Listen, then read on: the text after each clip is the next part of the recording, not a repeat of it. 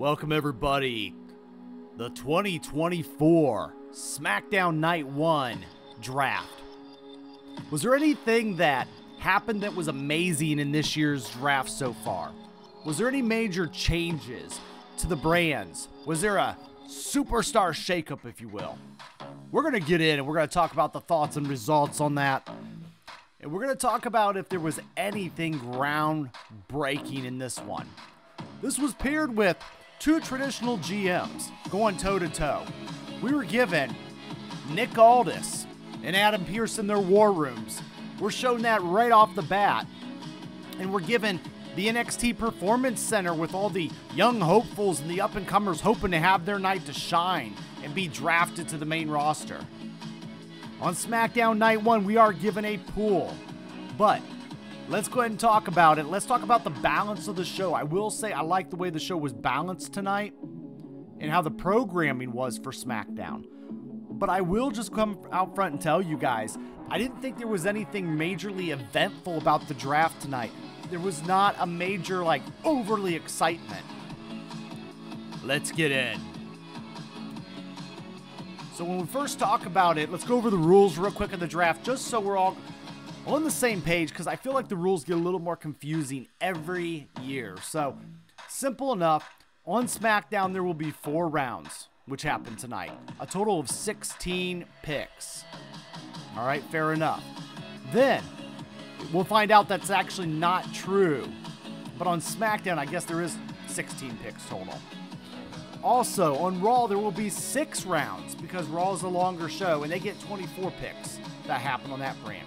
In a different separate pool, each brands of the champions of each brands are going to be protected here. I like that rule this year. That's new to the draft in 2024.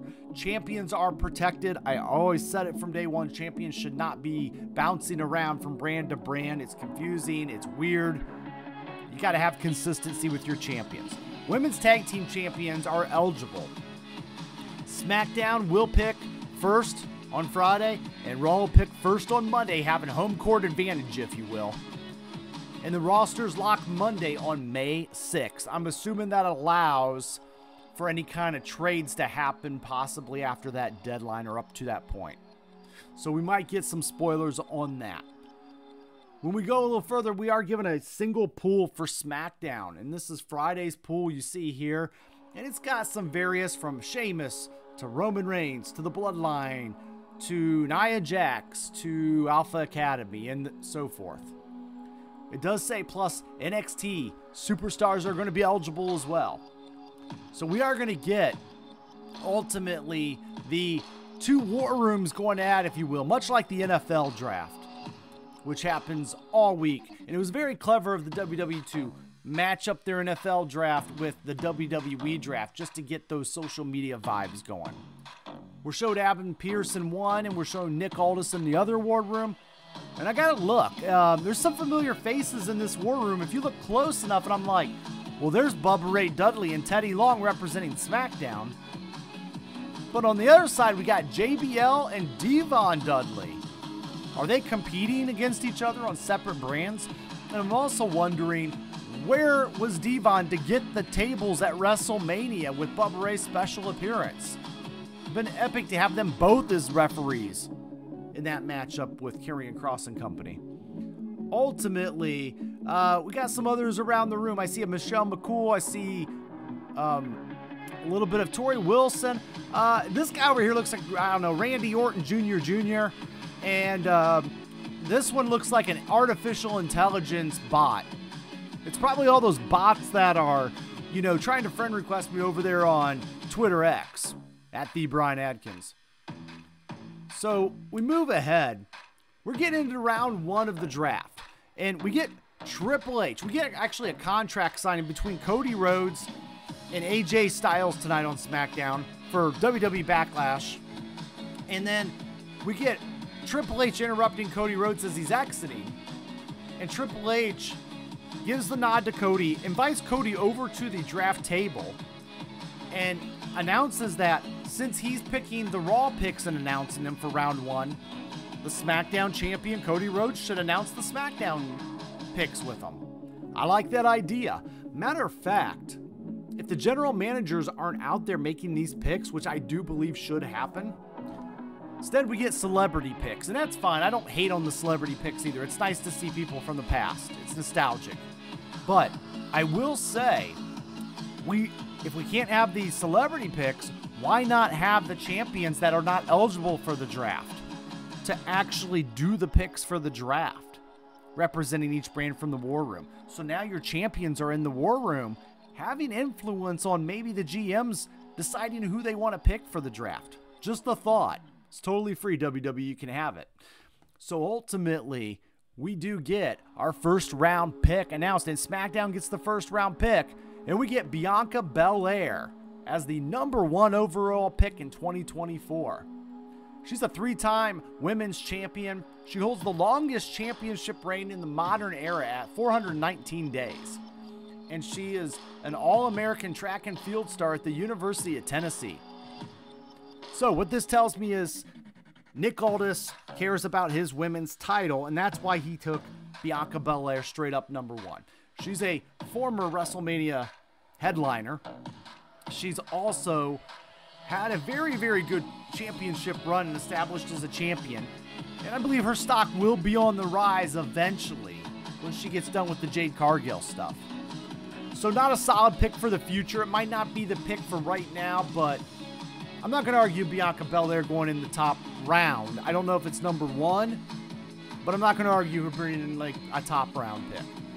So ultimately, we then get to Raw's #1 pick. Yeet or no yeet? That is the question. We've got the Jey Uso, main event Jey Uso. And they're letting you know he is the #1 contender for the World Heavyweight Championship. All right, I can get on board with that. Because if you're the #1 contender for a championship in the World Championship for your brand, Raw's going to want to retain their next main event. They don't want the risk of their #1 contender leaving their brand and taking that title over to SmackDown. So, Triple H mentioned at the beginning of this draft, it's not just about adding new talent, it's about keeping what you have as well. It's a good strategy. So, Jey Uso, I've got no problem him getting drafted. Main event Jey Uso, because Raw needs to protect their main event and the possibility that their future world champion would be at risk of leaving. Now we also want to know that he's a 9-time tag team champion. And he holds the longest tag team championship reign in history at 622 days. Your next pick in the first round for #2 pick for SmackDown is going to be Carmelo Hayes. NXT Performance Center shown. Clapping, cheering, getting some shine. Former NXT champion. 2-time North American NXT champion. And a 2021 NXT Breakout Tournament winner. I gotta tell you guys, Carmelo Hayes will do well on SmackDown. I did not want to see him go to Raw. I think he does better on the blue brand. I like it when people can go to a brand like this, develop under a lot of great talents. And Cody Rhodes is champion. Not bad. And actually, Carmelo Hayes comes out at the end of this round and actually challenges Cody Rhodes to a match in the main event for the title, in which we do get Cody Rhodes defeating Carmelo Hayes in the main event. But I like that they set up this angle for a mini night. That felt old school. You set up a theme for the night, you set up a main event for the night. I do like that move, and I like that it got us to tell a little bit of how big of a deal Carmelo Hayes could be on the main roster. So kudos to WWE for doing that. I thought it was a good way to set up your young star. Now, counterpoint. Some people could say that just buried NXT. I'm going to tell you guys, it's meant to be the B brand. NXT will be the development and training for WWE main roster. But some people argue that buries NXT. I feel like it's the opposite. I feel like it actually shows that NXT guys could compete in a main event with a world champion like Cody Rhodes, but they're not going to defeat him. It took Cody Rhodes 2 years to finish his story. Up next, Raw's final pick of the first round. Their second pick is a Grand Slam champion. Has held 15 championships in the WWE. Hasn't been that many. Seth frickin' Rollins. He's the inaugural world champion and the NXT inaugural champion. And he's the Royal Rumble and Money in the Bank winner. And he's a former Royal Rumble winner and obviously winning the Money in the Bank. In the Royal Rumble, he was the only one to cash in outside of Damian Priest, who just became the second to cash in at WrestleMania. But Seth Rollins was very epic and unexpected. So ultimately, we got Seth Rollins. Even though he's hurt, I believe this is a good pick because Raw does want to keep its inaugural world champion for that rematch vibe, and he's a good workhorse champion to have on Raw. I feel like he fits that. And you want to keep Seth Rollins away from Roman Reigns in the meantime. We don't want Shield vibes. We don't want reunions yet. And little caveat to that. Roman Reigns, Paul Heyman had declared Roman Reigns ineligible for the draft at the beginning of the night. So if you're asking why Roman Reigns was not taken in the first round, that's why. Roman Reigns declared himself and pulled out of the draft because he will not be returned to WWE anytime soon. Cue the social media, cue the chatter. I think it's a good move and it allows some other people to shine. Obviously, Roman Reigns would be the #1 pick if he was in the draft. You don't have the most dominant champion in modern day history and not consider him if you can't take a current champion. We're getting into round 2 of the WWE draft. We have a couple other matches on SmackDown. We have Carlito betraying LWO, a few things like that. But let's get back into round 2. We have celebrity announcers here. We have Michelle McCool announcing for SmackDown, and we have Tori Wilson announcing for Raw. So SmackDown goes first, and we draft the 2-time Royal Rumble winner and holder of over 20 championships in the WWE, a Grand Slam champion, Randy the Viper Orton, Mr. RKO himself. Yeah, it makes sense. Randy would have probably been my #1 pick overall. And not that you want to keep him, but I feel like he can fit in a program. I feel like he's got the pedigree and brand recognition that I want my brand to be represented by. And he can play a heel or a face. So yeah, Randy would be one of my top picks. And he's in shape still. And he can still go in the ring. And he doesn't get injured. God, I hope I'm not proved wrong on that statement. But ultimately, Randy Orton is a guaranteed non-draft bust. You're going to take Randy Orton if you want to establish some name recognition on your brand. Great pick. Next, we get Braun Breaker as our next pick for Raw. This is the big splash. Now, I will say for the people that aren't overly familiar with Braun Breaker, I will say it was nice the way SmackDown set it up where they had a squash match with Braun Breaker for a quick, I don't know, about 5-10 seconds, going over Cedric Alexander.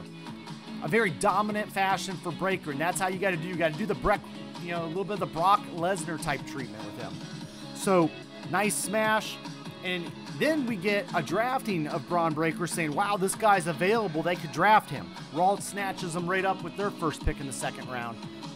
And we get it. He is a 2-time NXT champion, a Division I football player, and he's the son of WWE Hall of Famer Rick Steiner, or his more famous uncle, Big Papa Pump, Scott Steiner.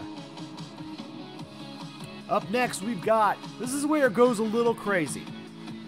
Nia Jax is your former women's champion and a 2-time women's tag team champion.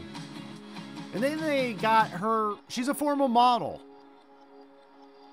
All right, so they put her as a former model as a credential. So this is one of your top 4-round picks. This was your second pick of the second round for SmackDown. And I don't necessarily agree with this one. I feel like you still had LA Knight on the board.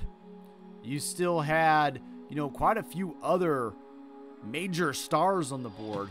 And Nia Jax going, and you already took care of Bianca Belair for the women's division. I mean, honestly, if I was going to take another, female to go along with her, I would have grabbed Rhea Ripley. I know she wasn't available in this pool, but that would just be my choice.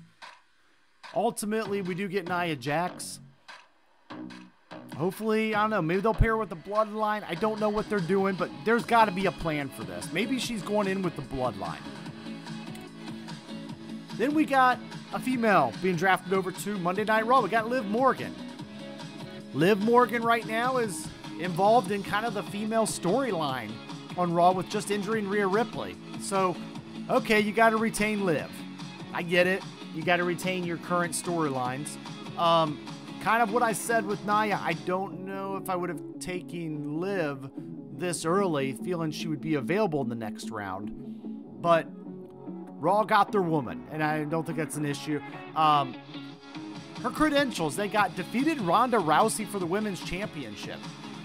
I'm shocked that they brought up Ronda Rousey's name, considering all of the bashing that she has going on right now with the WWE. That tells me that that's probably some rumors there, and that she's not maybe as bad of a relationship as expected. So the fact they're mentioning her live on TV. Two-time women's tag team champion and a 2022 Money in the Bank winner. Liv Morgan finishes out the round 2. We move ahead to round 3.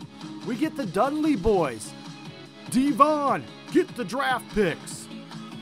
So this is where I feel we're going to pick up business a little bit. There's a lot of talent. And Bubba Ray Dudley wastes no time. And he grabs L.A. Knight. L.A. Knight is a future main eventer. And L.A. Knight defeated AJ Styles at WrestleMania 40. He's undefeated at WrestleMania. Is it too early to say that? He's 1-0. Yeah.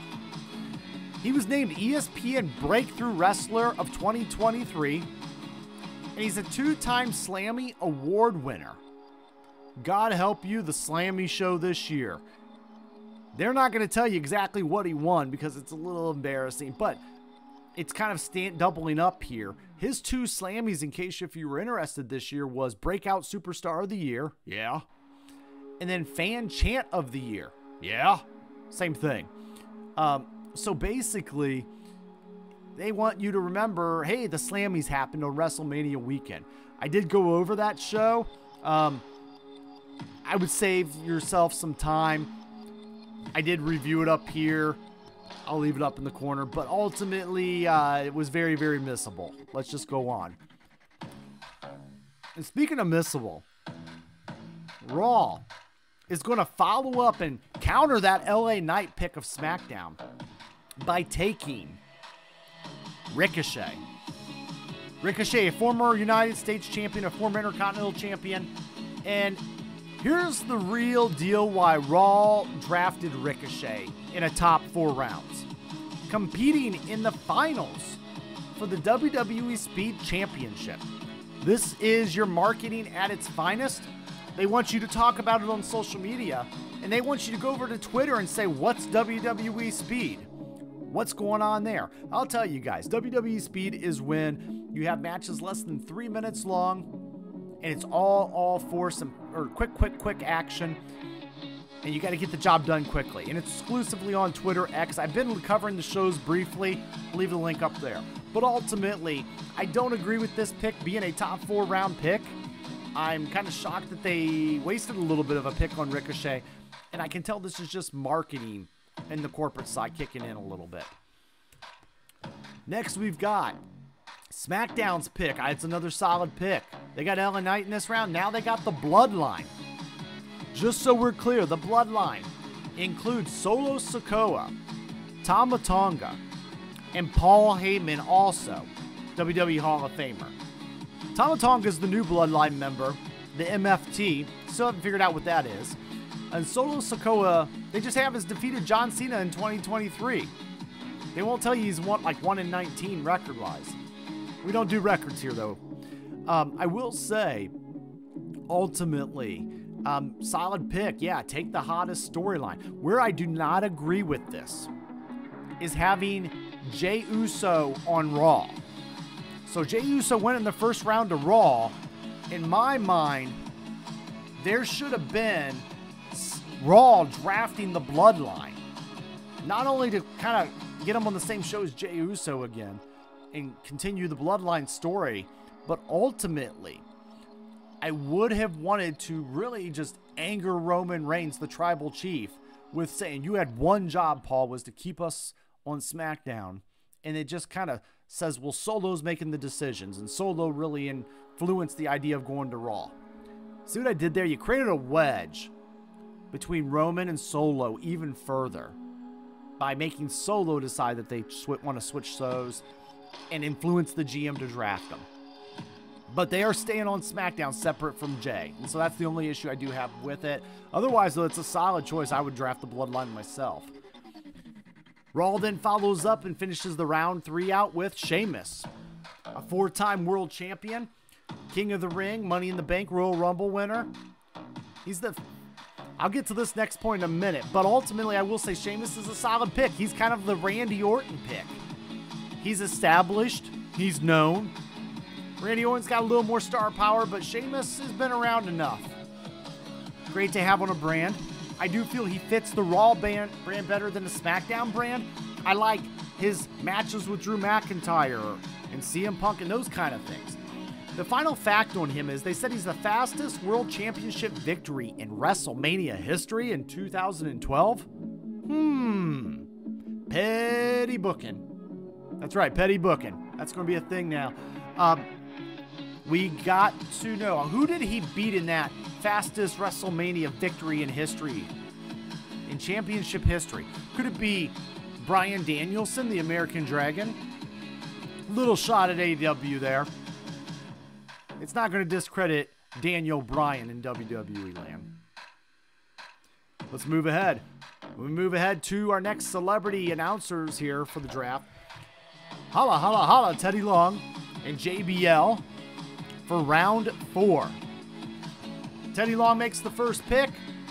And finally, SmackDown takes AJ Styles phenomenally. Why did AJ Styles wait to the 4th round to be drafted? And this was a chance, much when Jey Uso got drafted, to secure their main event championship match. SmackDown should have grabbed Styles right away to secure the Styles Rhodes match, just in case if Styles wins. He's not going to win. So, AJ Styles is SmackDown. Ever since AJ Styles had the Talking Smack line where he said the infamous comment, SmackDown makes them and Raw just takes them. He was talking about SmackDown being the premier brand, SmackDown being the developing brand where everybody gets better and Raw just steals, right? So I will say that makes AJ Mr. SmackDown. So he's Mr. Phenomenal Friday Night. I think I like that name. I just made it up. Phenomenal Friday Night AJ Styles. He's the #1 contender for the Undisputed Championship, as mentioned. He's also a Grand Slam champion and a 2-time world champion. Very solid pick in the 4th round. It's a steal of the 4th round as far as I'm concerned for SmackDown. Now we've got Raw making their pick, and they opt to take 4 members here. They take Alpha Academy with Otis, Tozawa, Gable. All right, so and then their female manager. So ultimately, we've got Chad Gable's the Alpha Academy leader. We got Otis as the Money in the Bank winner in 2020. Tozawa's a former Cruiserweight champion. Okay, they're trying to beef it up and say, hey, look, these guys are all champions. All right. And then they forgot to mention that Otis and Gable are former Raw Tag Team champions. Don't know why you wouldn't market that as well, but maybe they really want us to forget about the championship different brands as far as Raw and SmackDown. They want us to remember them as World and WWE. Fair enough. I think it was too early to be picking these guys in the top 4 rounds. I don't know. I mean, I guess you're going for a value pick and going for quantity over the quality. Fair enough. But Chad Gable could have a fun story in the next year. So, might be a sleeper pick. Then we've got Andrade going to SmackDown. I like it. You got to keep him with the LWO story and kind of what's going on there. But ultimately, he returned at the Royal Rumble this year. He's a former United States champion, a former NXT champion. We expected a lot more of him out of AEW, but it just wasn't used correctly and didn't mature. So SmackDown has him, and he's the right fit for there, and he'll be able to continue his work. And then we get the final pick of the 4th round and of the evening. Kiana James from NXT. So we bring up another NXT.